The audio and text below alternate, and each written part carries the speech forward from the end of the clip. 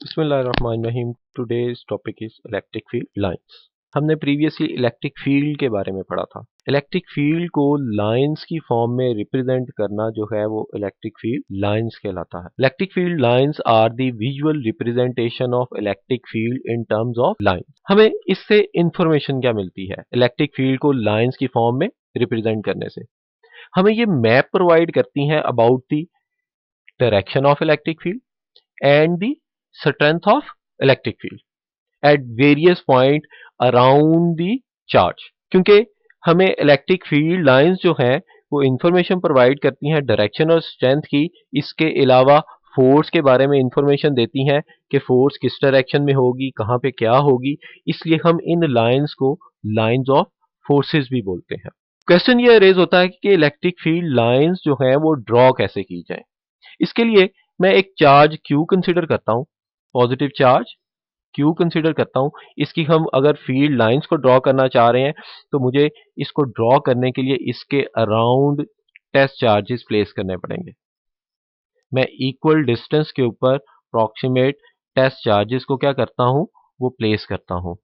अब ये test charges जो है पॉजिटिव चार्जेस है, तो इन चार्जेस के दरमियान जो है वो आपस में रिपल्शन होगी। इस रिपल्शन की वजह से ये चार्जेस इस चार्ज से अवे मूव करेंगे। तो जिस पाथ को ये फॉलो करेंगे चार्जेस, वो पाथ जो है लाइंस की फॉर्म में हम रिप्रेजेंट कर देंगे। ये लाइंस जो है कहलाती हैं इलेक्ट्रिक फील्ड लाइन।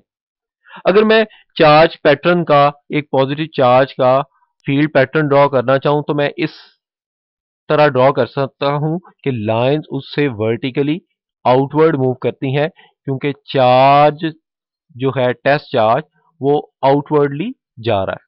ये फील्ड पैटर्न है पॉजिटिव चार्ज का। मैंने ये पैटर्न टू डायमेंशनल ड्रॉ किया है, लेकिन चार्ज के around three dimensional field exist करता है। बिल्कुल उसी तरह जैसे एक लाइट बल्ब रूम के सेंटर में ऑन हो तो लाइट हर डायरेक्शन में स्प्रेड कर रही होती है, तो किसी चार्ज के अराउंड फील्ड भी इसी तरह एग्जिस्ट करता है। पॉजिटिव चार्ज से फील्ड अवे मूव करता है, और अगर चार्ज नेगेटिव हो तो फील्ड की डायरेक्शन जो है वो इनवर्ड होती है। उसकी वजह यह है कि जब हम टेस्ट चार्जेस नेगेटिव चार्ज के अराउंड प्लेस करेंगे तो वो इनवर्ड मूव करेंगे। इसलिए हम कहते हैं कि पॉजिटिव चार्ज से इलेक्ट्रिक फील्ड लाइंस एमिट होती हैं और नेगेटिव चार्ज में इलेक्ट्रिक फील्ड लाइंस एंटर होती हैं। इलेक्ट्रिक फील्ड लाइंस जो है किसी भी चार्ज के नियर अगर देखा जाए, नियर रीजन में देखा जाए तो एक दूसरे के करीब हैं, तो मैं ये कह सकता हूं कि मैग्नीट्यूड ऑफ इलेक्ट्रिक फील्ड जो है वो क्या है, ग्रेटर है। और चार्ज से अगर अवे मूव करते जाएं तो इलेक्ट्रिक फील्ड लाइंस जो है उनकी स्ट्रेंथ जो है, उनकी वैल्यूज जो है वो कम हो जाती है। अगर हम किसी चार्ज के करीब देखें तो electric field lines closer exist करती हैं, तो हम कहते हैं फील्ड क्या है, स्ट्रॉन्गर है। और अगर हम चार्ज से अवे मूव कर जाएं तो लाइंस एक दूसरे से अवे मूव कर रही हैं, डिस्टेंस इंक्रीज होता है लाइंस के दरमियान, तो हम कहते हैं फील्ड क्या है, वीकर है। यहां से हमें एक इंफॉर्मेशन मिलती है, the number of lines passing through the unit area held perpendicular is proportional to the magnitude of electric field lines. मैं अगर यूनिट एरिया फर्स्ट कर लेंगे, यूनिट एरिया जो है चार्ज के करीब पेश करता हूं तो इस यूनिट एरिया में से नंबर ऑफ फील्ड लाइंस जो हैं वो ज्यादा पास करती हैं, और अगर यही एरिया अवे प्लेस कर दिया जाए तो नंबर ऑफ फील्ड लाइंस जो है उनकी वैल्यू डिक्रीज कर देगी। अगर हम दो चार्जेस का फील्ड पैटर्न ड्रॉ करना चाहें तो उसकी शेप जो है कुछ इस तरह की होगी। दो इक्वल अमाउंट के पॉजिटिव चार्जेस जो हैं वो प्लेस किए गए हैं। इसे भी ड्रॉ करने के लिए हमें टेस्ट चार्जेस प्लेस करने पड़ते हैं, और टेस्ट चार्जेस जिस पाथ को फॉलो करते हैं उस पाथ को लाइंस की फॉर्म में रिप्रेजेंट किया गया है। अगर इस पैटर्न को गौर से देखा जाए तो इसके दरमियान में जीरो फील्ड रीजन एग्जिस्ट करता है। इसको हम कहते हैं जीरो फील्ड स्पॉट। यहां पे इलेक्ट्रिक फील्ड इंटेंसिटी की वैल्यू जो है वो जीरो होती है।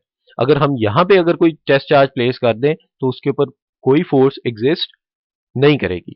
हमें यहां से क्लियरली पता चल रहा है कि लाइन इस रीजन के अंदर एक दूसरे चार्जेस के सेंट्रल रीजन के अंदर एक दूसरे को क्या कर रही हैं, रिपेल कर रही हैं। सिमिलर पैटर्न बनेगा अगर हम पॉजिटिव चार्जेस की बजाय नेगेटिव चार्जेस जो हैं वो प्लेस कर दें सिमिलर अमाउंट के। सिर्फ फर्क इतना होगा कि ये जो डायरेक्शन है ये आउटवर्ड की बजाय इनवर्ड हो जाएगी। और अगर चार्जेस ऑपोजिट हो, एक पॉजिटिव हो दूसरा नेगेटिव हो, तो फील्ड पैटर्न इस किस्म का बनेगा। पॉजिटिव से लाइंस एमिट होंगी और नेगेटिव में लाइंस एंटर होंगी। दरमियान में चार्जेस के फील्ड जो है वो स्ट्रॉन्गर होगा और जितना अवे मूव करते जाएंगे फील्ड क्या होता जाएगा, वीकर हो जाएगा। इलेक्ट्रिक फील्ड लाइंस जो है, इलेक्ट्रिक फील्ड क्योंकि वेक्टर क्वांटिटी है तो इसकी डायरेक्शन यहाँ पे शो करने के लिए हमें इन इलेक्ट्रिक फील्ड लाइंस के ऊपर टेंजेंट ड्रॉ करना पड़ता है। जो टेंजेंट की डायरेक्शन है वो उस पॉइंट के ऊपर इलेक्ट्रिक फील्ड की डायरेक्शन को स्पेसिफाई करती है। यहाँ पे E1, E2 और E3 तीन पॉइंट्स के ऊपर, डिफरेंट पॉइंट्स के ऊपर इलेक्ट्रिक फील्ड इंटेंसिटी की डायरेक्शन जो है वो शो की गई है। Next, if field lines pattern between two oppositely charge parallel plates, अगर दो ऑपोजिटली चार्ज पैरेलल प्लेट्स हों तो इसके दरमियान में इलेक्ट्रिक फील्ड लाइन पैटर्न कुछ इस किस्म का बनेगा। हम टेस्ट चार्जेस प्लेस करें अगर, तो वो पॉजिटिव से मूव करेंगे टुवर्ड्स दी नेगेटिव प्लेट। अगर हम यहाँ पे कोई रीजन प्लेस करें, यूनिट पोर्शन प्लेस करें, अगर इन दो पैरेलल प्लेट्स के दरमियान मैं कोई यूनिट एरिया प्लेस करता हूं, वो इस पोजीशन पे हो, यूनिट एरिया वो इस पोजीशन पे हो, तो नंबर ऑफ फील्ड लाइंस क्या रहती हैं, सेम रहती हैं। तो हम यहाँ पे ये इंफॉर्मेशन मिलती है कि दो ऑपोजिटली चार्ज पैरेलल प्लेट्स के दरमियान फील्ड जो है वो यूनिफॉर्म होता है। अगर एजिस को नोट किया जाए तो एजिस के ऊपर फील्ड क्या कर रही है, आउटवर्ड बेंड कर रही है। इस इफेक्ट को, इस बेंडिंग को ऑपोजिटली चार्ज प्लेट्स के केस के अंदर हम कहते हैं फ्रिंज फील्ड। अगर हम इसमें फील्ड पैटर्न देखें तो इनर रीजन के अंदर सारे के अंदर फील्ड लाइंस क्या है, स्ट्रेट है, लेकिन अगर एजिस को देखा जाए तो फील्ड लाइंस जो है वो बेंड हो रही हैं। ये बेंडिंग इफेक्ट जो है at the edges of the plates, इसे हम कहते हैं बल्जिंग इफेक्ट, और फील्ड कहलाता है फ्रिंज फील्ड। इस सारी डिस्कशन से हमें कुछ इंफॉर्मेशन के बारे में पता चलता है। प्रॉपर्टीज ऑफ इलेक्ट्रिक फील्ड को हम डिस्क्राइब कर सकते हैं। First one is the electric field lines originate from positive charge end end at negative charge. Second, the tangent to a field line at any point gives the direction of electric field at that point.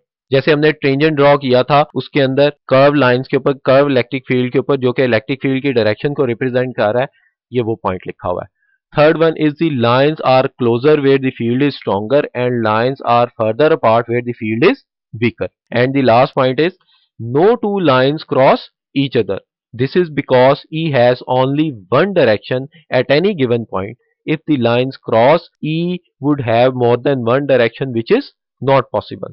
अगर इसे हम explain करें कि दो electric field lines किसी भी condition में, charges किसी भी ओरिएंटेशन, किसी भी मैग्नीट्यूड के प्लेस हों, उनकी फील्ड लाइन एक दूसरे को क्रॉस नहीं करेंगी।